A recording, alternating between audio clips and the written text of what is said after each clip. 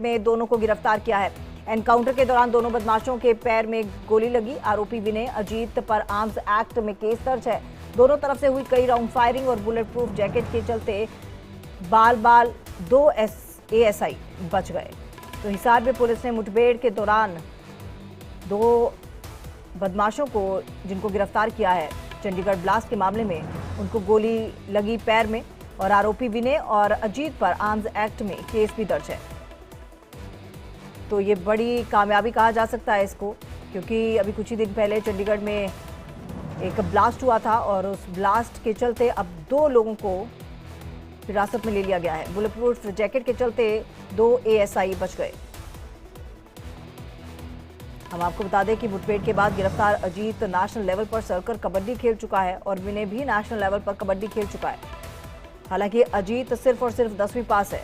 अजीत पर arms act का एक मामला पहले भी दर्ज हुआ है और विनय जाट कॉलेज से BA की पढ़ाई कर चुका है। विनय पर हत्या के प्रयास का मामला दर्ज है। यानी कि दोनों खेल को छोड़कर अब अपराध की दुनिया में शामिल हो गए थे।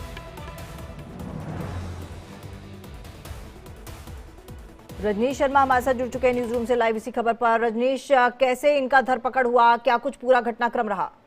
देखिए, चंडीगढ़ में जिस तरीके से 2 जो क्लब्स के बाहर ब्लास्ट हुआ था, उसके बाद इसकी जिम्मेदारी लॉरेंस बिश्नोई ग्रुप के गोल्डी बराड़ और रोहित गोदारा ने एक फेसबुक पोस्ट के जरिए ली थी, जिसके बाद लगातार इन दोनों की तलाश चल रही थी, जिसके बाद तमाम CCTV कैमरों को खंगाला गया और इन दोनों की पहचान की गई।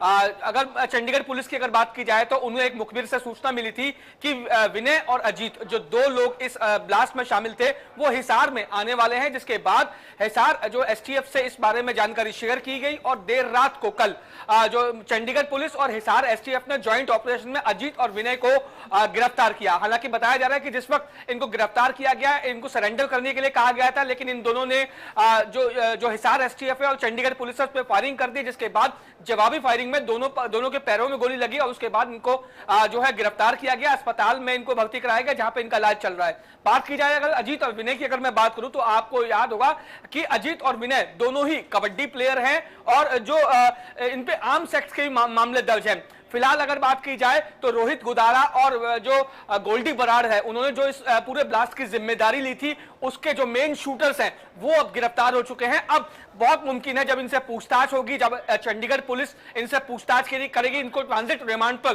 चंडीगढ़ लेके जाएगी, तो उसके बाद पूछताछ में ये खुलासा होगा कि और कितने लोग इस समय पंजाब चंडीगढ़ में जो लॉरेंस बिश्नोई ग्रुप के जो गुर्गे हैं वो एक्टिव है। क्योंकि आपको पता होगा कि लॉरेंस बिश्नोई ग्रुप का जो जड़ें हैं वो पंजाब से शुरू होती है, उसके बाद इन्होंने आसपास के राज्यों समेत पूरे देश में जड़ें फैलाई थी। तो अब पंजाब में लगातार धरपकड़ चलेगी और उसके बाद यह साफ होगा कि कितने लोग इस समय चंडीगढ़ में या पूरे पंजाब में एक्टिव हैं, जो आने वाले समय में कारोबारियों को, क्लब मालिकों को अपना निशाना बनाने की फिराक में थे। जी। और रजनीश, खबर ये भी आ रही है कि जो संचालक था इस क्लब का, उसके लॉरेंस बिश्नोई के साथ कुछ संबंध थे। क्या इसी को लेकर क्या कुछ कहा सुनी हुई इन दोनों के बीच में, जिसके चलते ये ब्लास्ट किया गया?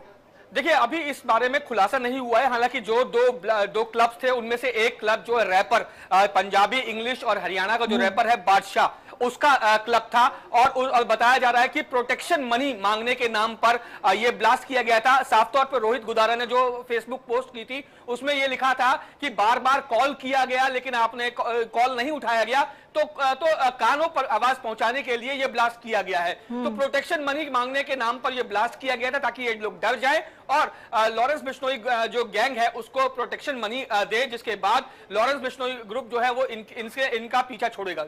जी, तो क्या रजनीश ये एक्सटॉर्शन का मामला नहीं लग रहा है या फिर आपसी रंजिश का मामला लग रहा है?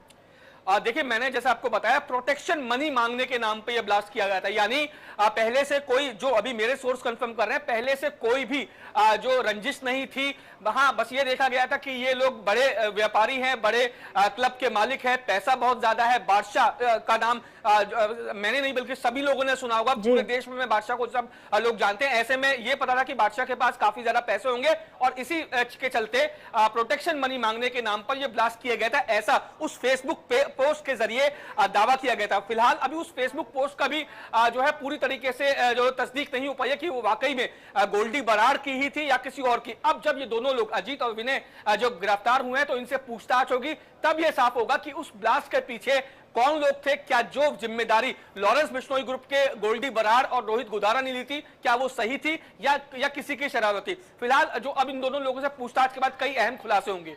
चलिए रजनीश, इस खबर पर जानकारी के लिए बहुत बहुत धन्यवाद।